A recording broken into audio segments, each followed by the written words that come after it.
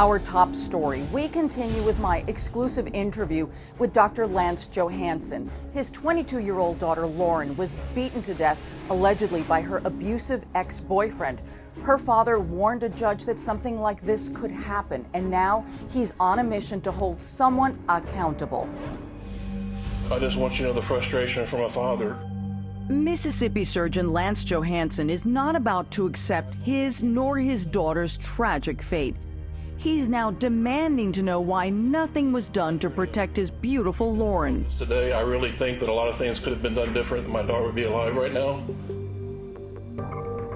The heartbroken father asking a judicial panel why his warnings fell on the court's deaf ears and why the man accused of doing this was able to walk out of jail and head straight toward his daughter again.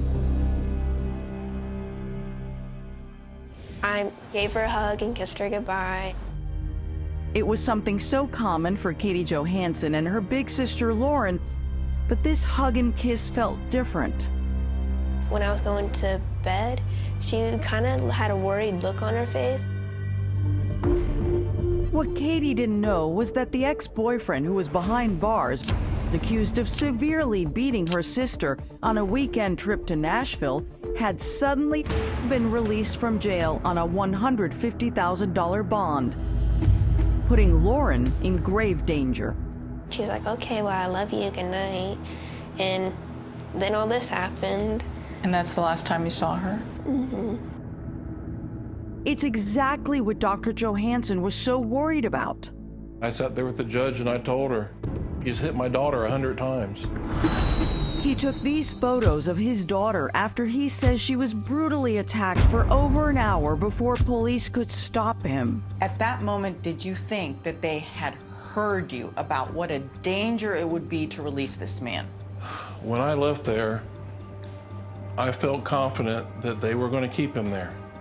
Not only did the exact opposite happen, almost an entire week passed before Lance received a message from the Nashville District Attorney's Office that would destroy him. Bricen Rivers was released from custody, and he has not been heard from, so I want to make sure that Lauren is safe and that you all take proper precautions. The minute I heard it, I was pretty sure that Lauren was already dead. A judge lowered Bricen's bond but gave strict conditions upon his release. He was ordered to stay put in Tennessee and away from Lauren in Mississippi, nearly 500 miles away. He was not to be released after 4 p.m. and had to use a specific GPS monitoring company. Not a single one of the conditions was followed. It's bad enough that he's released, but they don't even know where he is. Right, I mean, it's just disgusting. Then a horrifying discovery. Lauren's dead body is found inside the back of her SUV. Bricen Rivers is captured about a mile away. It was really hard when we found out that it was her. We were in the car, and I guess I just didn't know what to do. This photo of Lauren with her cat was shot by little sister Katie a day before the brutal murder. Now the family's last loving memory as Bricen Rivers is back behind bars, charged with murder. Were you aware from anyone that Mr. Rivers wasn't supposed to leave Davidson County? No, sir, I was not. True Crime News was at the judicial review of the bond company's role in Bricen's release. But up until today, just a few minutes ago, you've never seen a filled out copy of this order? No. Employees were asked repeatedly why specific orders from the judge were ignored. I understand you're blaming the sheriff's department, clerk's office. Do you feel like you were negligent in any way? I feel like that had I known he wasn't supposed to leave Nashville, that wouldn't have happened. No answers will ever bring back Lauren. The judge makes this terrible decision, but all the people from the top to the bottom, nobody in this system was able to even enforce what the judge did. Following my interview with Dr. Johansen, I sat down with Luis Bolaños. He's a former homicide investigator who's been following this case very closely, and he's also a volunteer as a victim's advocate. This is a complete injustice. Well, look, if just one of those people had to do their job, and she would be alive today. Just one would have done their job. So, you know, those conditions to meet bail are more than just words on a paper. Those are things that you have to do your due diligence to make sure they are met. But I also have to tell you that part of this is because the bond industry is a complete mess. It's a nightmare, and they're just one of the ugly tentacles that caused Lauren's death. So Dr. Johansen has talked about his frustration with the system and how he wants to change it, and he's working on Lauren's law. What could be some of the things that could be in Lauren's law? To make sure that if there's a court order that you're supposed to have a GPS monitoring device put on you, that happens within the jail confines. I think the minute law enforcement becomes aware, or the bail company becomes aware, that the person who's been bonded and supposed to have a GPS device on, as soon as they become aware that device has been disconnected, they need to send a response team, a protection team, to the victim immediately first.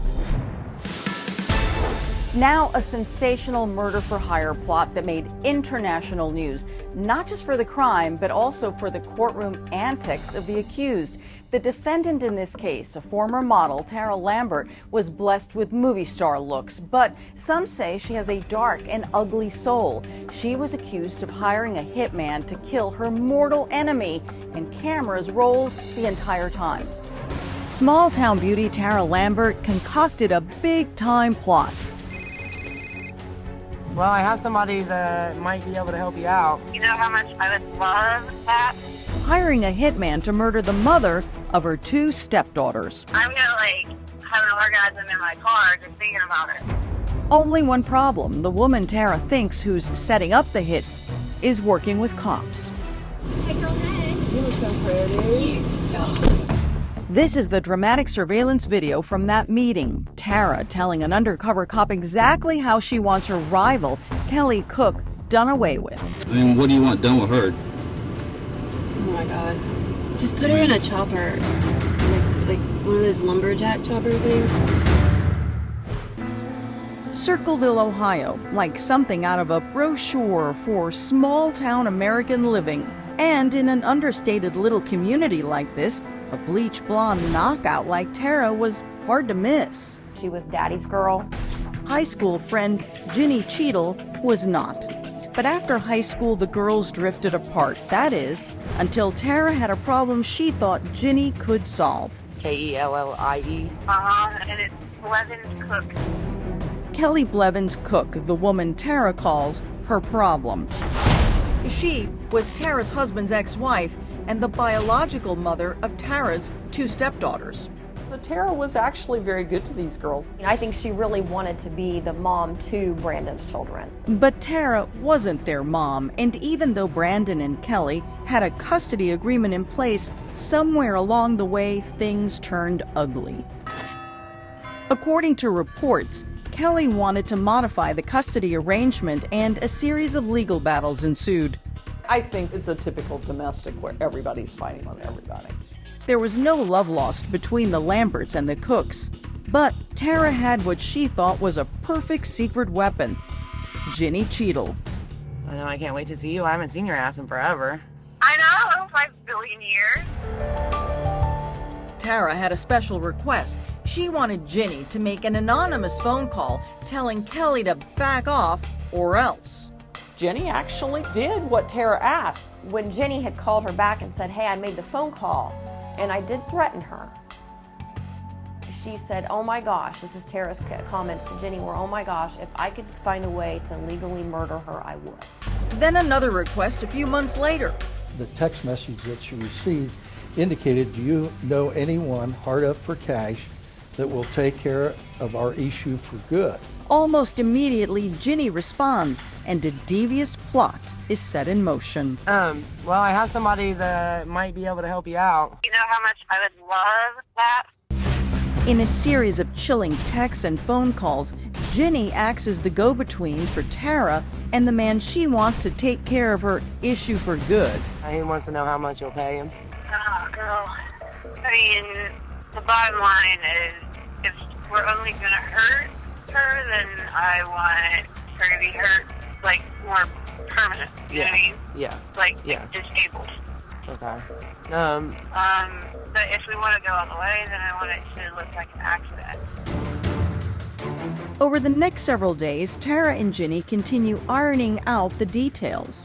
And just 1 week after an initial text, I hate her so bad. I've never hated someone this bad. Tara Lambert is on her way to finalize the hit. What's going on with you? I hear you got a problem. I need her away, gone, Okay. communicative. But what Tara didn't know, Can they hear you talking? Ginny was actually working with police the entire time. Those phone calls that you talked to her about was recorded. What? Tara Lambert wanted Kelly Cook, the mother of Tara's 2 stepdaughters, dead. And she thought old friend Ginny was just the person to get the job done. She was looked at as somebody that associated with those kind of people. It could go pretty quick. Instead, Ginny contacted police. Sheriff Radcliffe, Detective Rex Emmerich, and Lieutenant Dale Parrish brought her to the station to formulate a plan. Hello. Hello. What are you doing? Very quickly, they started talking about having Kelly hurt permanently or having her killed by saying going all the way with it. And just 1 week after reaching out to her old friend for help, Tara was on her way to a store parking lot to hire a hitman. What's going on with you? I hear you got a problem. Just put her in a chopper, like one of those lumberjack chopper things. And if her target's husband got in the way, Want him to go to? I really don't mind. I mean, it's your grand. Yeah, I mean, All you have to do is watch the video. I really appreciate this. She had just sat down with a person that she didn't know to be anything other than a hitman, gave him photographs of somebody she wanted killed in a wood chopper, and then proceeded to go into Walmart and just go shop. 20 minutes later, she walked straight into the back of a squad car. All right. Am I really, arrested? Yes, you're under arrest. Oh my God. At first, Tara tries to deny even having a major problem with Kelly. We were best friends. Really? For okay, not best friends, but we were really good friends. It's my understanding that you dislike her very much. I just want to beat her face in. To have Kelly killed, my stepdaughter's mother, Yes. no. Those phone calls that you talked to her about was recorded. What? Yes, they are recorded.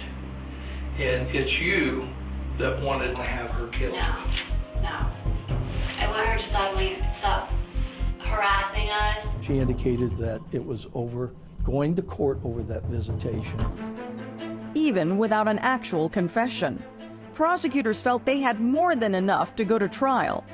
This is the most notorious case I have ever covered in Pickaway County. For the trial, Tara hires attorney James Kingsley. According to him, Tara was actually entrapped by the state of Ohio and Ginny Cheadle.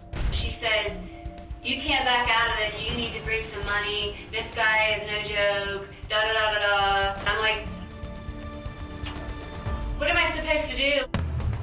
They put an expert on the stand who was a psychologist who tried to testify that she didn't have the capacity to really understand the nature of what she was doing. Her attorney even used those 5-inch stilettos as part of his defense, asking the jury not to, quote, judge her by her shoes. Lambert doesn't know what's appropriate for a situation. She's childlike. Life's a fantasy to her. The jury doesn't buy it, and after just 40 minutes, finds Tara guilty of 1 count of conspiracy to commit murder, and not guilty of conspiracy to kill Kelly's husband. We're hoping that she'll stay off the street as long as possible. Once she was convicted and she appeared in an orange jumpsuit and orange plastic shoes and no makeup, she wasn't near as dramatic as she had been during the trial. Kelly, Sean, and your kids, I am truly sorry for the harm that my actions have caused. The judge shows little mercy. This is probably the first time in your life, now that you're 33 years of age, you've come in front of somebody who's taking control or will take control of your life and say, no, you're not going to do that. Shockingly, an appeals court overturned the verdict because of a paperwork error. After being re-indicted, Lambert pleaded guilty to conspiracy to commit aggravated murder and was sentenced to 5 years. With time already served, Tara was soon released. She is now remarried and has a child of her own.